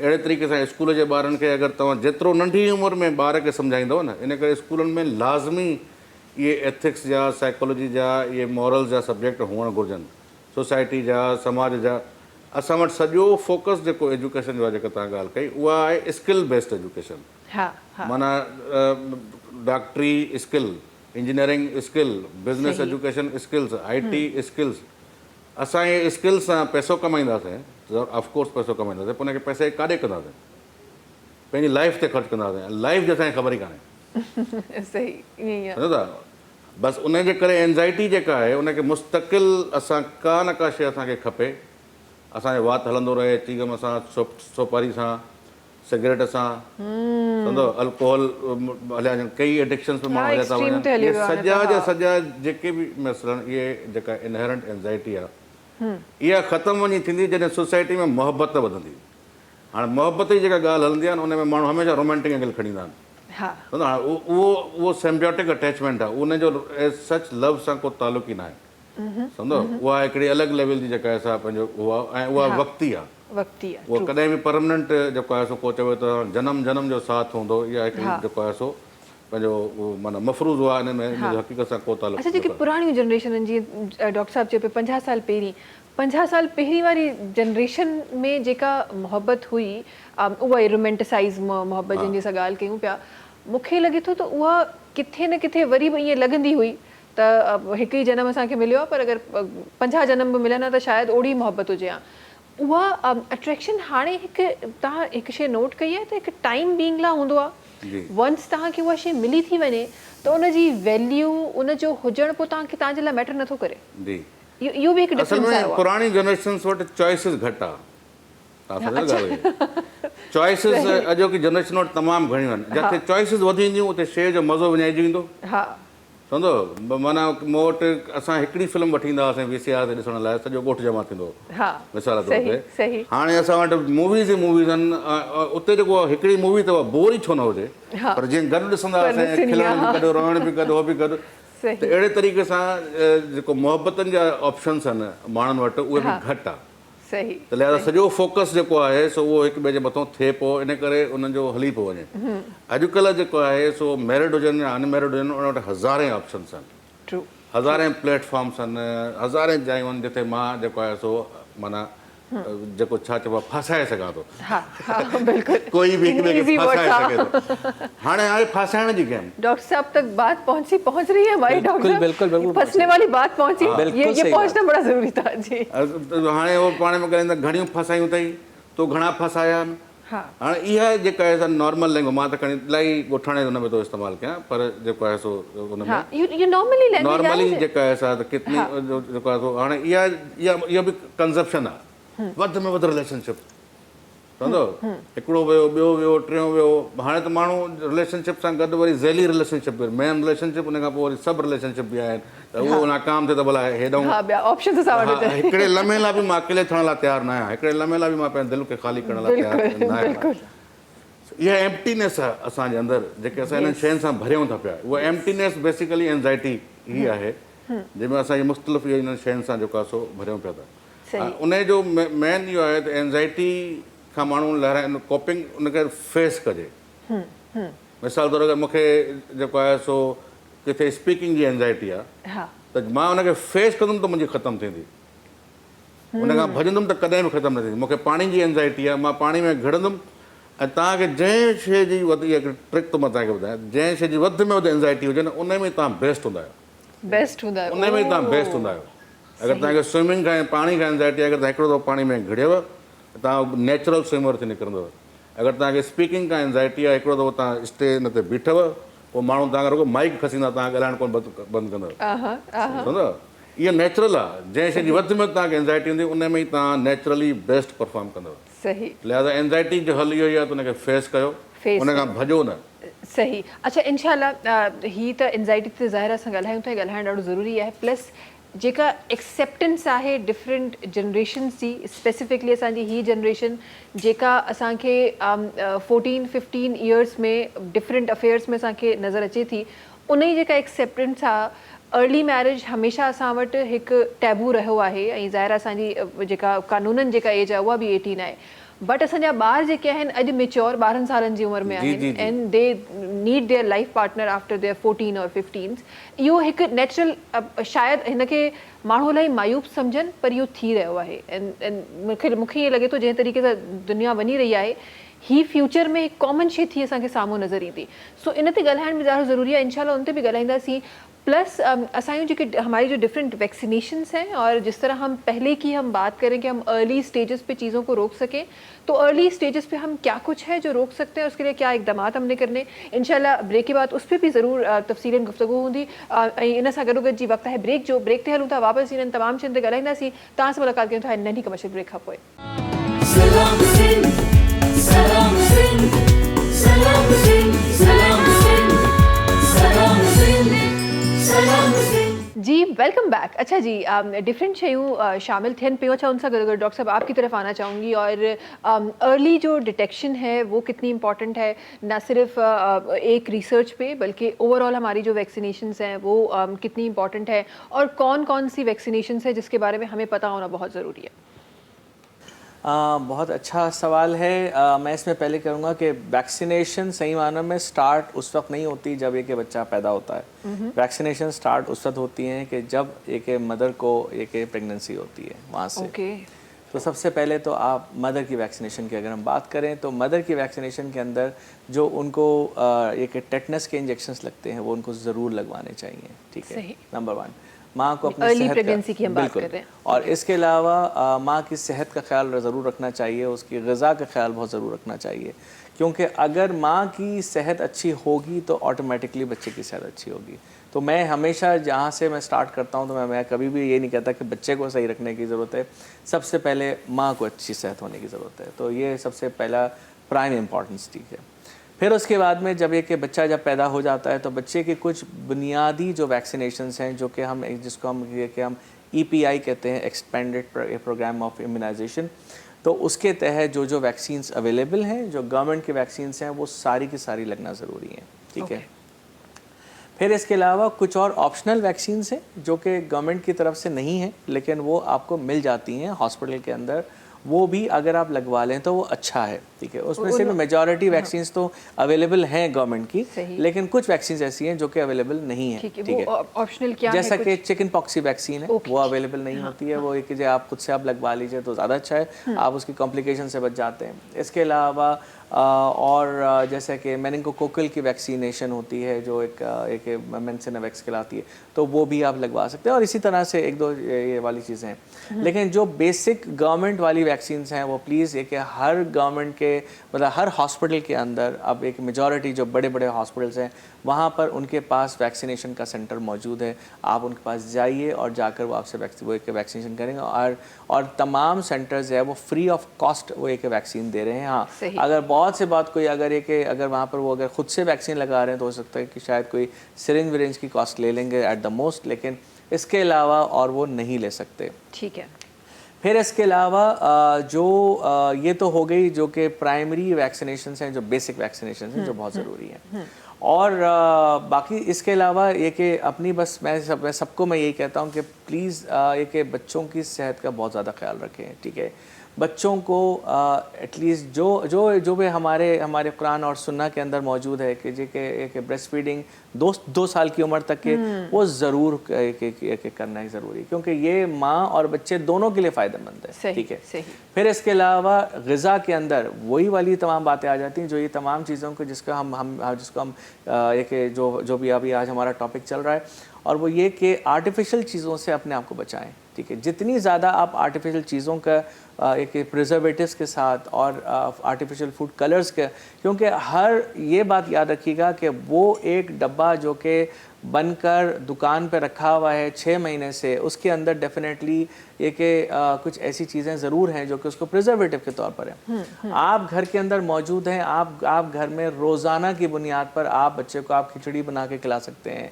10 मिनट लगेंगे, आप खिचड़ी बना के खिला दीजिए। खिचड़ी है, दलिया है, सूजी है, ये तमाम चीज़ें वो हैं जो कि आप घर में एक नेचुरल ग़िज़ा, और वो बच्चों की सेहत ज़्यादा बेहतर रहती है। डब्बे के दूध से बचाएं और इसके अलावा डब्बे की ग़िज़ा से बचाएं। अच्छा, एक चीज़ डॉक्टर साहब कि आपने खिचड़ी की बात की, तो एक बड़ा एक हमारे पास न जाने ये मिथ है कि इसमें हकीकत है कि हम कहते हैं कि क्योंकि अब हमारी जो अम्माएँ उनके पास टाइम भी नहीं है ना, वो जो ज़ाहिर है सब वर्किंग लेडीज़ हैं, उनके पास टाइम नहीं है, तो वो रोटी पका नहीं सकती। जिस तरह हमने बचपन में पराठे खाएं तो वो तो नहीं पका सकती। तो हमारे पास हमारा जो ईजी जो वे आउट होता है वो ये होता है कि जी सामने से चपाती लें, सामने से नान ले आएँ और बच्चे को खिला दें। वंस वो ईटिंग हैबिट जब उसकी स्टार्ट होती हैं, क्या वो बेहतर है या घर पे पका हुआ चावल बेहतर है? देखिए, ये बात एक बहुत शुक्रिया, आपने ये बात को आपने उजागर किया। देखें, याद रखिएगा कि जब भी कभी कोई अगर कमर्शियल कोई अगर चीज़ बनाएगा तो वो अपना उसके अंदर फ़ायदा देखेगा। ठीक है, अब अगर मैं आटा लेने के लिए जा रहा हूँ, तो मैं अगर 4 आटे की अगर एक बोरियाँ रखी हुई होंगी, तो मैं उसमें से ये देखूंगा कि उसमें से नेचुरल कौन सा है, बेहतर कौन सा है, ग़िज़ाइयत वाला कौन सा है। ठीक है, चलो 2-4 रुपए ज़्यादा होगा, लेकिन मैं उसको ले लूँ जो ज़्यादा अच्छा है मेरे घर के लिए। लेकिन जब कोई कमर्शियल तरीके से जब कोई लेता है, तो वो ये देखता है कि उसमें सबसे ज़्यादा फ़ायदा उसको किस में है, अब उसके अंदर क्या कोई न्यूट्रिशनल वैल्यूज़ हैं कि नहीं है। तो पहली बात तो ये है कि जो चीज़ आप घर में बना कर दे सकते हैं उसका कोई नेमल बदल नहीं है। ठीक है, और वही वाली बात जो अभी सर कह रहे थे कि जी के बाज़ार की चीज़ों के अंदर वो ज़्यादा मिठास या ज़्यादा नमकीन उसको ज़्यादा एक्स्ट्रा डालते इसलिए ताकि वो ज़्यादा टेस्टी हो जाए। टेस्टी तो हो जाएगा, लेकिन ये भी तो देखिए कि आपके सेहत के लिए कितना ख़राब है। तो ये कि ज़्यादा टाइम नहीं लगता। ठीक है, अब आजकल अगर गैस के मसले हैं तो एक अलग बात है, लेकिन अगर आप अपने घर की ताज़ी बनी हुई रोटी को भी अगर आप पहले से बना कर रख लें, वो फिर भी ताज़ी रहेगी। आप बाजार की आप रोटी लाकर देख लीजिए, वो आधे घंटे के अंदर उसका वो असर ही ख़त्म हो जाएगा। और ये अब तो ये रिसेंट जो रिसर्च है वो तो ये भी कहती है कि अब तो जो आप सेकंड डे जो रोटी खाते हैं, रखी हुई रोटी खाते हैं, वो ज़्यादा आपको फ़ायदे देती है। तो अब तो रिसेंट जो रिसर्चेस है वो ये भी है, तो आप ऑफ डे पे बना के रख सकते हैं। अगर न भी ठाए था सगो तो चावर घर में ठाए, चावरनि सां को नुक़सान कोन थींदो आहे। ख़बर न आहे छो असांजा माण्हू चावरनि खां परे आहिनि, वज़न बि चावरनि सां थींदो आहे, शुगर बि चांवर, सभु कुझु चावरनि सां थींदो आहे। उहो उन खां कई गुना वधीक बहितर आहे जो तव्हां ॿाहिरी मानियूं तव्हां खाए रहिया हूंदा आहियो। अच्छा, ये तव्हांजी तरफ़ ईंदमि ऐं ज़रूरु उन शइ खे पॉइंट आउट कंदमि जेको हिकिड़ी असांजी जेका एक्सेप्टेंस असांखे नज़र नथी अचे असांजे माण्हुनि में, ऐं उहा आहिस्ता आहिस्ता वधंदी पई वञे। बिकॉज़ ही जेका जनरेशन हिन वक़्तु असांखे नज़र अचे पई, जेका वॾी थिए पई, ज़ाहिर आहे उन जी जेका थिंकिंग आहे उहा ॿी आहे। उहा जनरेशन जंहिं सिर्फ़ु पंहिंजे क़रीब क़रीब पंहिंजे माइटनि में, पंहिंजे स्कूल में, पंहिंजे कॉलेज एसि ताईं ज़िंदगी गुज़ारी, अॼु जी जेका जनरेशन आहे उहा दुनिया सां गॾु ज़िंदगी गुज़ारे रही आहे, हिन फ़ोन जे ज़रिए दुनिया सां गॾु कनेक्टेड आहे। त ज़ाहिर आहे हुनजी जेको थिंकिंग प्रोसेस आहे उहो बि डिफरेंट आहे, पर असां उनखे एक्सेप्ट नथा पिया करे सघूं ऐं उन में असांखे डिफरेंट शयूं नज़र अचनि पियूं। उहा जनरेशन जेका इनिशियल एजिस में पंहिंजो लाइफ पार्टनर ॻोल्हे रही आहे, असां उनखे एक्सेप्ट न करे सघिया आहियूं। ऐं वरी उहा जनरेशन जेका हिन वक़्तु एज़ एन लाइफ पार्टनर पंहिंजी ज़िंदगी गुज़ारे रहिया आहिनि, उहे हिक ॿिए खे एक्सेप्ट न पिया करे सघनि। अगरि कॾहिं एक्सेप्ट करे बि छॾियो त उहो रिस्पॉन्सिबिलिटी हिकिड़े ॿार जी खणण जे लाइ उनखे एक्सेप्ट न पिया करे सघनि। इन जे हवाले सां ॿुधायो। इन में वॾो में वॾो जेको तालुक़ु आहे न उहो आहे इंडिविजुअलिटी जे वधण जो। हर माण्हू हाणे पंहिंजी इंडिविजुअलिटी खे पॉलिश थो करे। अच्छा, इन खां पहिरियों पंहिंजी इंडिविजुअलिटी खे जेको आहे सो करणु उहो मर्द वक़्तु जो इख़्तियार हुयो पेट्रियार्कल सिस्टम में। त उहो पंहिंजा एम्बिशन्स पूरा करे पियो। औरत लाइ हिकिड़ो सर्टेन रोल हो, उन लाइ स्क्रिप्ट जेका आहे सा रिटन आहे त उनखे कहिड़ो रोल प्ले करिणो आहे। सही, लिहाज़ा उन में फैमिली हुई, ॿार आहे, बच्चा, हर शइ हुई। त उन्हनि उहो इहो सिस्टम जेको आहे ओवरऑल सोसाइटी लाइ हज़ारनि साल बेनिफिशियल रहियो। जंहिं फैमिलीज़ ॾिनियूं, जंहिं सोसाइटी खे जेको आहे सो मेंटली हेल्दी जनरेशन्स जेके आहिनि से प्रोवाइड कयो। पर हिन सदी में जेको आहे सो पोयनि 50-60 साल खां इंडिविजुअलिटी जेका आहे सा उहा वुमेन्स में बि जेका आहे सा वधी आहे ऐं उहे बि वर्किंग में जेको आहे सो आयूं आहिनि। सही। हाणे जॾहिं ॿई पार्टनर्स औरत ऐं मर्द जेको आहे ॿई पंहिंजी इंडिविजुअलिटी खे ॾिसंदा, इंडिविजुअल चॉइसिस खे ॾिसंदा, लाइफ चॉइसिस खे ॾिसंदा, त पोइ हुननि जो ज़िंदगी गॾु गुज़ारण वारो जेको मक़सदु हूंदो। छो त जॾहिं तव्हां ज़िंदगी गॾु गुज़ारणो कंदो त उते तव्हांखे कंप्रोमाइज़ बि करिणो पवंदो, उते तव्हांखे सेक्रीफाइस बि करिणो पवंदो। इहे तव्हां हिकु ॿिए लाइ न, पर तव्हां पंहिंजी फैमिली लाइ था कयो। फैमिली जो institution required adjustment, compromise and sacrifice. सही सही। सम्झो? पर कोई बि माण्हू हिन वक़्तु एतिरो इंडिविजुअल थी चुको आहे, छोकिरो या छोकिरी, न को कंप्रोमाइज़ करण लाइ तयारु आहे, न को एडजस्ट करण लाइ तयारु आहे, न को सेक्रीफाइस करण लाइ तयारु आहे। नतीजतन as soon as they got married, महीने ॿिनि महीने जा जीअं ई पैशन जेको आहे सो ख़तमु थो थिए, हनीमून खां मोटनि था, कंहिं न कंहिं ॻाल्हि ते अटकनि था ऐं उन खां पोइ कोर्टनि में बीठा आहिनि। बिल्कुलु। तव्हां कोर्टनि में वञी मालूम कयो 60% जेको आहे सो डिवोर्स रेट पाकिस्तान जे मुआशरे में वधी आहे। ऐं उन खां ॿियो छा आहे त जेको आहे सो ऑफकोर्स शादियूं कनि था त ॿार बि थियनि था। सिंगल पेरेंटिंग जेका आहे सा वधि में वधि ॿार खे मेंटल हेल्दी एनवायरमेंट नर्चरिंग ऐं पेरेंटिंग जो घर में थो खपे। घर में जेको आहे सो उहो सिस्टम ई मौजूदु न आहे। असां जंहिं वक़्तु वॾा थिया आहियूं उन वक़्तु असां जॉइंट फैमिली सिस्टम में वॾा थिया आहियूं। असांजी फैमिली में कई मदरली फिगर्स आहिनि, कई फादरली फिगर्स आहिनि। मायूं, माउ, फुफियूं, मासियूं मदरली फिगर्स आहिनि। मामा, चाचा, इहे अगरि मुंहिंजो पीउ मूंसां नथो ॻाल्हाए त को न को मामे सां मां क्लोज़ आहियां, कंहिं न कंहिं चाचे सां मां क्लोज़ आहियां। त किथे न किथे मां मुंहिंजो जेको आहे सो उहो पेरेंटिंग वारो जेको खानो आहे उहो भरियल आहे। जॾहिं तव्हां उन खां पोइ सिंगल पेरेंटिंग में था अचो त nobody is around the kid. Simply हुनखे ॿार खे महांगो मोबाइल वठी ॾेई हुनखे हिकिड़े कुंड में विया छॾींदे, सॼो ॾींहुं वेठो जेको आहे सो मोबाइल। हाणे जनरेशन जेका आहे सोशली कनेक्ट वॾी थी वई आहे, पर छा उहा कनेक्शन आहे? जॾहिं त तव्हां ॾिसंदव सर्वे ॾिसो त लॉनलीनेस जेका आहे उहा सभिनी खां वधीक वधंदड़ मसइलो जेको आहे across the classes, across the age. ॿार बि लॉनली आहिनि, वॾा बि लॉनली आहिनि, मैच्योर सभई जेके आहिनि से माण्हू उहो थिया आहिनि। हाणे इन में छा आहे त टेक्नोलॉजी किथे न किथे रोल प्ले थी करे।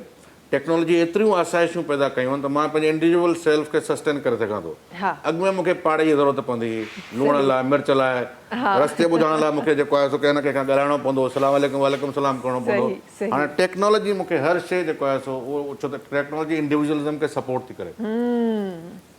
इन करे जेको आहे सो नतीजो छा निकितो त हर माण्हू तनाव थी वियो। ज़रूरत ई न आहे मूंखे पाड़े वारे जी, त मां हुनखां कंहिं हुनखे हाणे मां जेको फूड पार्टनर तां हुतां हर शइ तां जेको पंहिंजी शयूं घुराए वठां, राति जो कहिड़ो बि टाइम हुजे। सही सही। अच्छा, हिते इहो फैक्टर त बिल्कुलु आहे ऐं जॾहिं तव्हां रिसर्चिस ॾिसो था त उन में बि असांखे नज़र अचे थो न सिर्फ़ु पाकिस्तान में, ग्लोबली इहा शइ थी रही आहे। लॉनलीनेस ऑल्दो त असां एतिरा कनेक्टेड आहियूं, पर उन खां पोइ बि इहो फैक्टर हर कंहिंजी ज़िंदगी में नज़र ईंदो आहे ऐं पोइ इन द एंड उहो स्ट्रेस जी एंज़ाइटी जी शक्ल में असांखे साम्हूं नज़र ईंदो आहे। इहो मूंखे ॿुधायो त असां जॾहिं इन्हनि तमामु जॾहिं जनरेशन जी ॻाल्हि कयूं था, जॾहिं तमामु ॿारनि जी ॻाल्हि कयूं था, जीअं तव्हां चयो त सेपरेशन खां पोइ जेको ॿारु आहे उहो ज़ाहिर मेंटली हेल्दी लाइफ स्टाइल नथो गुज़ारे सघे ऐं पोइ सुभाणे उहो वॾो थिए थो त ज़ाहिर उन जी जेका जनरेशन आहे उहा बि इफेक्ट थिए थी, छो त तमामु जनरेशन थी इफेक्ट थिए न पोइ उन खां पोइ। त इन शइ जी स्टॉपेज जे लाइ असां हाणे उन जेको असांजो पहिरीं कल्चरल इम्पैक्ट हूंदा हुआ, कल्चरल नॉर्म्स हूंदा, आहिस्ता आहिस्ता असां उन्हनि खां काफ़ी हद ताईं परे थी चुका आहियूं। छा असां मुआशराती तौर ते इन्हनि शयुनि खे कवर करे सघूं था? नओं सिस्टम जेको आहे सो, छो त हीउ सिस्टम टुटे थो, फैमिली जो सिस्टम जेको आहे सो टुटे थो ॾाढी तेज़ी सां। बिल्कुलु। हाणे फैमिली जे सिस्टम में ई जेको आहे सो, छो त सेक्रीफाइस असांजे फैमिलीज़ में आया आहियूं, असां उते क़ुर्बानियूं ॾिठियूं आहिनि। उते हिकिड़े खे कमाईंदे ॾिठो आहे, 10 माण्हुनि खे उनजी सपोर्ट ते ॾिठो आहे, भाउ सां गॾु बीठो आहे। सॼो फैमिली सिस्टम जेको आहे सो हुन में कंपेशन, कंप्रोमाइज़, एडजस्टमेंट, सेक्रीफाइस। ॿारु जॾहिं इहे शयूं ॾिसे थो त सिखे थो, इहे शयूं हुनजे अंदरि बि अचनि थियूं।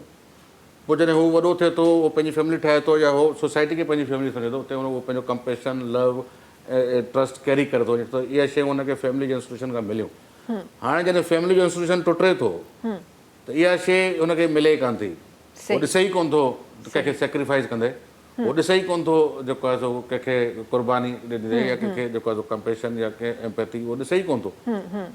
अच्छा किथे किथे अगरि पेरेंट्स वीचारा मजबूरी सां वेठा बि आहिनि जेको आहे उहे पाण में एतिरी उन्हनि जा तालुकात ख़राबु आहिनि जो उन्हनि खे बि उहो न कम्युनिकेट कंदो थो ॾिसे कम्युनिकेट कनि था त विढ़नि था ॿार इहो बि ॾिसनि था त हाणे इहा शइ ॾिसी करे जेका जेन ज़ी आहे इहा इन शइ खां वॾी मुतासिर थी आहे हे जेको थोरो घणो तव्हांखे जेन ज़ी में डिप्रेशन थी नज़र अचे या ॿिया मसइला था नज़र अचनि न उन में वॾे में वॾो इहो आहे त तक़रीबन जेन ज़ी में 30% सिंगल पेरेंटिंग आहे ॿार आया यूनिवर्सिटीज़ में तव्हां अचो जेको आहे तक़रीबन जेको आहे ऐं इंट्रस्टिंग इहा आहे त उहे सिंगल पेरेंटिंग जा ॿार वरी पाण में गॾु बि थी था वञनि हिकु ॿिए जा ॾुख हिकु जहिड़ा अथनि इहा हिकिड़ी माना नई शइ आहे जेका नज़र थी अचे जेको आहे सो त तव्हांजे फादर ऐं मदर में बि सेपरेशन आहे मुंहिंजे में बि आहे हिकु जहिड़ा मसइला हिकु जहिड़ा ॾुख उन्हनि जूं पाण में वरी दोस्ती बि जेको आहे पर जॾहिं हुननि इंस्टीट्यूशन में उहा शइ ॾिठी कान त इहो कीअं नर्चर थींदी बिल्कुलु ऐं इन खां जॾहिं पोयां जी ॻाल्हि कजे त जेके किसा कहाणियूं वॾनि खां ॿुधल आहिनि उहे कुझु इन ई तरीक़े जूं हूंदियूं त जॾहिं को हिकिड़ो माण्हू अगरि को सुठी पोस्ट ते हूंदो सुठो कमाईंदो त उनजो सॼो ख़ानदान बि सुठो ई खाईंदो बट हाणे ही इलाही अफ़सोसनाक शइ बि आहे बिकॉज़ ही मुंहिंजो कल्चर अहिड़ो बिल्कुलु बि न आहे पर मूंखे पंहिंजे कल्चर में इहे शयूं हाणे नज़र थियूं अचनि त हिकु भाउ आहे जेको ॾाढो सुठो खाए रहियो आहे ॿिए भाउ खे इहा बि ख़बर आहे त नेक्स्ट वेले जी जेका मानी आहे मूंखे मिलंदी या न मिलंदी इहा अफ़सोसनाक शइ असांजे कल्चर में थी रही आहे सो इहे हक़ीक़तूं आहिनि ऐं इन्हनि हक़ीक़तुनि खे जेसिताईं असां वटि मसइलो असां एक्सेप्ट कोन कंदा आहियूं उन शइ खे असां जेसिताईं उनजी एक्सेप्टेंस कोन कंदासीं उन में कॾहिं सुधार असां आणे नथा सघूं सो ज़रूरी आहे इन्हनि शयुनि खे एक्सेप्ट करणु ताकी असां उनजे सोल्यूशन जी तरफ़ निकिरी सघूं वॾी महिरबानी असांजे ॿिन्ही महिमाननि जी असां सां गॾु हुजण जी प्रोग्राम में शामिल थियण जी वक्त इलाही घट हो बातें बहुत ज़्यादा थी और बच्चे तो मुझे लगता है कि ऐसी फील्ड है जिसके लिए जितना बात किया जाए कम है लेकिन क्योंकि आज टाइम कम था तो हमने बड़ी जो बहुत बहुत इंपॉर्टेंट चीज़ें हैं वो हमने सिर्फ शामिल की इंशाल्लाह कहीं नहीं वरी वेंदासीं ऐं मज़ीद इन्हनि तमामु शयुनि ते ॻाल्हियूं ज़रूरु शामिल कंदासीं आख़िर में तव्हांखे ॿुधाईंदा हलूं त GFS बिल्डर्स एंड डेवलपर्स तव्हांजे लाइ डिफरेंट प्रोजेक्ट खणी आयो आहे DHA फेज़ 1 जहिड़ी प्राइम लोकेशन में ठही रहियो आहे क्रीक गोल्ड सेंटर जंहिंमें लग्जरी अपार्टमेंट तव्हांखे मिली रहिया आहिनि 3, 4 ऐं 5 कमरनि जा अपार्टमेंट्स आहिनि इनिशियली तव्हांखे 20 लख रुपया पे करणा आहिनि मंथली 1 लख रुपयो पे करे तव्हां क्रीक गोल्ड सेंटर में पंहिंजो लग्जरी अपार्टमेंट बुक कराए सघो था क्रीक गोल्ड सेंटर में मौजूदु आहिनि शॉप्स बि इनिशियली तव्हांखे पे करणा आहिनि 3.5 लख रुपया मंथली 25,000 पे करे क्रीक गोल्ड सेंटर में तव्हां पंहिंजो शॉप बि बुक कराए सघो था इन सां गॾोगॾु GFS बिल्डर्स एंड डेवलपर्स ॾेई रहियो आहे हिकु community style residency premium block जी शक्ल में जंहिंमें घर ऐं प्लॉट मौजूदु आहिनि मंथली तव्हांखे सिर्फ़ु 20,000 रुपया ॾियणा आहिनि ऐं तव्हां प्रीमियम ब्लॉक में पंहिंजे घर जा या पंहिंजे प्लॉट जा मालिक थी सघो था इन सां गॾोगॾु मलीर कैंट जहिड़े ज़बरदस्त इलाइक़े जे क़रीब खोखरापार मेन रोड ते ठही रहियो आहे MTR 1 चेज़ मॉल जेको फ्यूचर में सरमायाकारी जो हिकु ज़बरदस्त मौक़ो तव्हांखे GFS बिल्डर्स एंड डेवलपर्स ॾेई रहियो आहे MTR 1 चेज़ मॉल में जेकॾहिं तव्हां शॉप बुक कराइणु चाहियो था इनिशियली तव्हांखे 2 लख रुपया ॾियणा आहिनि मंथली 5,500 रुपया पे करे तव्हां पंहिंजी शॉप जा मालिक थी सघो था इन सां गॾोगॾु नॉर्थ सिटी सेंटर में अवेलेबल आहिनि सेमी फर्निश्ड अपार्टमेंट इनिशियली तव्हांखे 3 लख रुपया ॾियणा आहिनि मंथली 15,000 पे करे तव्हां नॉर्थ सिटी सेंटर में पंहिंजो सेमी फर्निश्ड अपार्टमेंट बुक कराए सघो था ऐं उन सां गॾोगॾु नॉर्थ सिटी सेंटर में शॉप्स बि मौजूदु आहिनि इनिशियली तव्हांखे डाउन पेमेंट करणी आहे 2 लख रुपया मंथली 5,000 पे करे नॉर्थ सिटी सेंटर में तव्हां पंहिंजो शॉप बि बुक कराए सघो था तमामु projects GFS builders and developers जे बैनर जे हेठां ठही रहिया आहिनि 5 सालनि जी आसान किस्तुनि में आहिनि पेमेंट जेको स्केड्यूल आहे उहो फ्लेक्सिबल आहे त वञी अॼु ई पंहिंजो घर पंहिंजो प्लॉट पंहिंजो अपार्टमेंट या पोइ पंहिंजो शॉप बुक करायो हिकु दफ़ो ॿीहर वरी महिरबानी इंशाल्लाह सुभाणे वरी मिलंदासीं तेसि ताईं जिथे बि रहो सेफ रहो अलर्ट रहो बिकॉज़ केॾी महिल कुझु बि थी सघे थो बारिश हाणे जेका आहे उहा कराची में बि एंटर थी चुकी आहे सो बिना ज़रूरत घरनि खां ॿाहिरि न निकिरो पंहिंजो ख़्यालु रखो पंहिंजनि प्यारनि जो बि ख़्यालु रखो मुलाक़ात कंदासीं इंशाल्लाह सुभाणे तेसि ताईं अल्लाह हाफ़िज़ सब्सक्राइब कयो असांजो official YouTube channel Sindh TV HD ऐं वधीक अपडेट लाइ बेल आइकन खे क्लिक करियो